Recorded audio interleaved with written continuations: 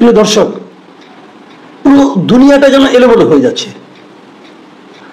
Donald Trump president হওয়ার পর কি শুরু করেছে, এটা নিয়ে আসলে সারা দুনিয়ার মানুষ এখন চিন্তিত, আতঙ্কিত, উদ্বিগ্ন।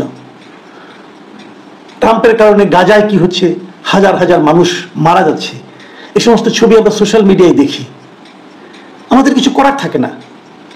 এবং ভয়ঙ্কর ঘটনা হলো কি, দেখুন, আপনারা যদি কখনো একটু খেয়াল করে দেখেন যে ইসরায়েলের চারপাশের দেশগুলো, ইসরায়েলের সীমান্তগুলো দেখেন আপনারা, চারপাশে কিন্তু মুসলিম দেশ, চারপাশে তাদের কারো কোনো ভূমিকা নাই।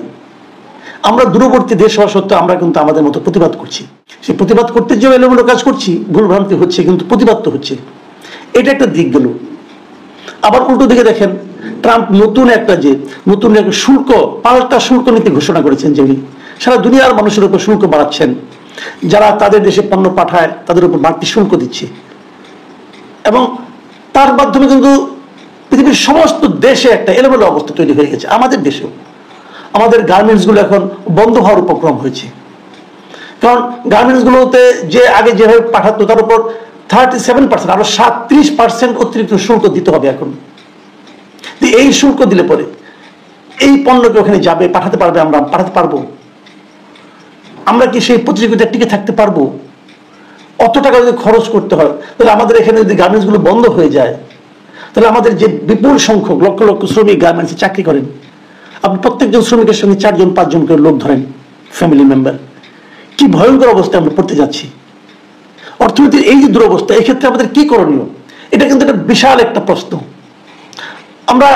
আমি বলবো অন্তত পক্ষে যে আমাদের প্রধান উপদেষ্টা, আমাদের বর্তমান যে সরকারের প্রধান উপদেষ্টা ডক্টর মোহাম্মদ ইউনূস, উনি একটা পদক্ষেপ নিয়েছেন, একটু দেরিতে হলেও নিয়েছেন। আমার বিবেচনা এটা আরো একটু আগে নেওয়া উচিত ছিল। সেই বিষয়টা হলো, উনি ডোনাল্ড ট্রাম্পকে একটা চিঠি লিখেছেন। সেই চিঠিটা হলো যে এই যে পাল্টা শুল্ক যে আরোপ করা হয়েছে বিভিন্ন দেশের উপর, এটা কিন্তু কেবল বাংলাদেশের উপর না, বিভিন্ন দেশের উপর, যে এই যে পাল্টা শুল্ক আরোপ করা হয়েছে, এটা যেন 3 মাসের জন্য স্থগিত রাখা হয়। এবং এই চিঠিটা আমার কাছে ভালো লেগেছে, কারণ চিঠিতে মানে যুক্তরাষ্ট্রের যে কি লাভ হতে পারে আমাদের সঙ্গে বাণিজ্য করলে, সেটা উনি উল্লেখ করেছেন। উনি বলেছেন যে যুক্তরাষ্ট্রের পণ্য বাংলাদেশে ঢোকার ক্ষেত্রে 50% শুল্ক উনি কমানোর প্রস্তাব দিয়েছেন, যে আমরা অনেক অনেক ক্ষেত্রে প্রায় শুল্ক 50% কমিয়ে দেব, তাও যেন আমাদের উপর এটা আরোপ করা না হয়, এবং যেন স্থগিত রাখা হয় 3 মাসের জন্য। এবং আমরা কিন্তু যুক্তরাষ্ট্র থেকে কম জিনিস কিনি না, অনেক কিছু কেনাকাটা করি। সেগুলো নিয়েও যেমন আপনার কতগুলো জিনিস আমরা শুল্ক কমানোর প্রস্তাব দিয়েছি, গ্যাস টারবাইন, সেমিকন্ডাক্টর, চিকিৎসা সামগ্রী, এগুলো এই সমস্ত পণ্যে আমরা 50% শুল্ক কমানোর প্রস্তাব দিয়েছি। তো ডক্টর ইউনূসের এই চিঠিটা অবশ্যই কার্যকর হবে, যত দ্রুত সম্ভব এই চিঠি ওনার কাছে পাঠানো দরকার আমি মনে করি। পাঠালে যুক্তরাষ্ট্র মানবে কি মানবে না সেটা বলা বড় কঠিন, কিন্তু যুক্তরাষ্ট্রের মনোভাবটা এর মধ্যে কিছুটা টের পাওয়া গেছে। কিভাবে টের পাওয়া গেছে, যে গতকালকে আমি দেখলাম একটা পত্রিকায়, একটা মিডিয়ায় দেখলাম যে যুক্তরাষ্ট্রের প্রেসিডেন্টকে সাংবাদিকরা জিজ্ঞাসা করেছিল যে আপনার এই কারণে সারা পৃথিবীতে এখন যে শেয়ার বাজারে ধস নেমেছে, সেই ধসের মাত্রা শুনলে আপনার মাথা খারাপ হয়ে যাবে। কিন্তু একদম মানে পুরো দেশে বিশ্ব পুঁজিবাজারে কি পরিমাণ ধস নেমেছে আপনি চিন্তা করতে পারবেন না। মানে ইউরোপে, এশিয়ায়, সব জায়গায়। এখন সেইগুলি জায়গাতে যে কমেছে, ধস নেমেছে, এখান থেকে বাঁচার উপায় কি, তাকে জিজ্ঞাসা করে। ডোনাল্ড ট্রাম্প নির্বিকার, উনি বলছেন ধস আমরা না নামো, আমার কি আসে যায়, আমার কিছু যায় আসে না। তারা আমাদেরকে টাকা দিবে, আমরা যে পরিমাণ মানে তাদেরকে শুল্ক দেই, তারাও আমাদের সে পরিমাণ শুল্ক দেবে, নাহলে আমরা করবো না। মানে একটা নির্বিকার টাইপের কথাবার্তা। কিন্তু দেখুন, একটা ভারতের একটা ঘটনা বলি, তাহলে বুঝতে পারবেন কি অবস্থা হয়েছে। যে ভারতের শেয়ার বাজারে আজকে ছিল সোমবার, রবিবার দিন পর্যন্ত বন্ধ ছিল, সোমবার দিনে শেয়ার বাজারটা ওপেন হয়েছে। এবং ওপেন হওয়ার পর প্রথম 20 সেকেন্ডে, 1 মিনিটও না, 20 সেকেন্ডে 20 লাখ কোটি রুপির বাজারের মূলধন কমে গেছে। ভাবতে পারেন, মানে বিশ্বে কখনো মানে এরকম মানে দুর্বিপাকের কখনো পড়ে নাই বিশ্ব শেয়ার বাজার। এই অর্থনৈতিক টোটাল যে একটা অস্থির অবস্থা, একমাত্র কারণ ট্রাম্পের এই নতুন শুল্ক নীতি। এখন একটা জিনিস কিন্তু অনেকে বলছে, নানা ধরনের বিশ্লেষণ হচ্ছে কিন্তু এটা নিয়ে, যেমন পোশাক ক্ষেত্রে আমাদের দেশের কি অবস্থা, এটা যখন আতঙ্ক হচ্ছে, তখন আমাদেরই কেউ কেউ আবার বলছে এতে আতঙ্কিত হওয়ার কিছু নেই, বরঞ্চ এতে একটা পজিটিভ দিকও আছে। বলছে অনেকে, আমি বুঝি না কিভাবে পজিটিভ। তাদের বক্তব্য হলো যে আমাদের চেয়ে তো বেশি শুল্ক আরোপ করা হয়েছে ভিয়েতনামের উপর। বিশ্ববাজারে পোশাকের ক্ষেত্রে আমাদের প্রধান প্রতিদ্বন্দ্বী হচ্ছে ভিয়েতনাম। তো ভিয়েতনামে যদি আমার চেয়ে বেশি মানে শুল্ক হয়, তো ভিয়েতনামও তো বিপদে পড়বে। সেই বিচারে আমাদের হয়তো খুব একটা ক্ষতি হবে না।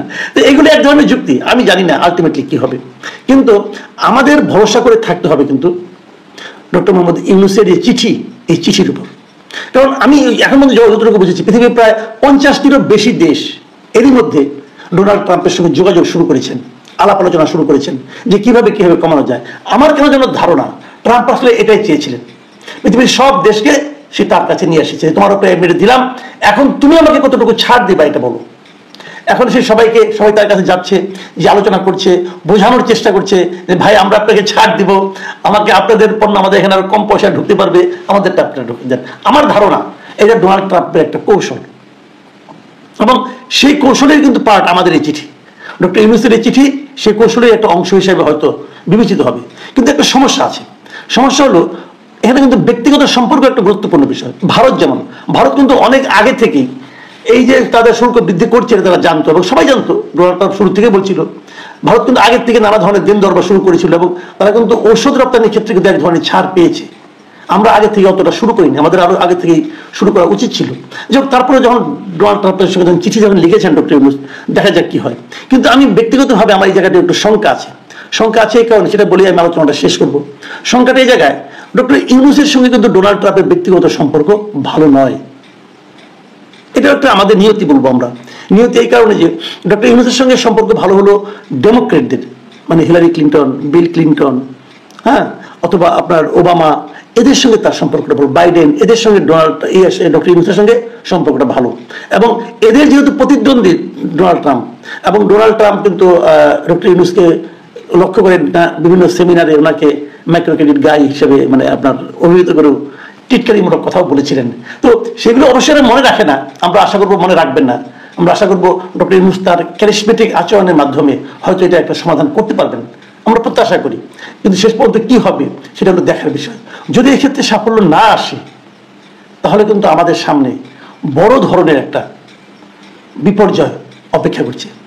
আমরা দেখেছি, সারা দুনিয়ার মানুষ দেখেছে যে গাজায় কি ভয়ঙ্কর বিপর্যয় চলছে, কি মানবিক বিপর্যয় চলছে, এবং মানুষ হত্যা করে, মানুষের স্থাপনাকে ধ্বংস করে, পুরো একটা সভ্যতাকে মাটির সঙ্গে মিশিয়ে দেওয়ার মাধ্যমে ইসরায়েলি সৈন্যরা, ইসরায়েল কি মানে বিকৃত উল্লাস প্রকাশ করছে, সেটা কিন্তু আমরা বিভিন্ন সময় সোশ্যাল মিডিয়ার বিভিন্ন ভিডিওর মাধ্যমে দেখতে পাচ্ছি। সেটা এক ধরনের উল্লাস। এবং এশিয়া এবং ইউরোপের আমাদের মতো ছোট ছোট দেশের প্রতি যে অর্থনৈতিক যে একটা নিপীড়নের মতো চালু হয়ে গেল এই শুল্ক আরোপের মাধ্যমে, এটা যদি বাস্তবায়িত হয়, তাহলে আমরা হয়তো ওভাবে শারীরিকভাবে মৃত্যুবরণ করবো না, কিন্তু আরেকটা ভয়ঙ্কর বিপর্যয়ের মধ্যে কিন্তু আমরা পড়ে যাব।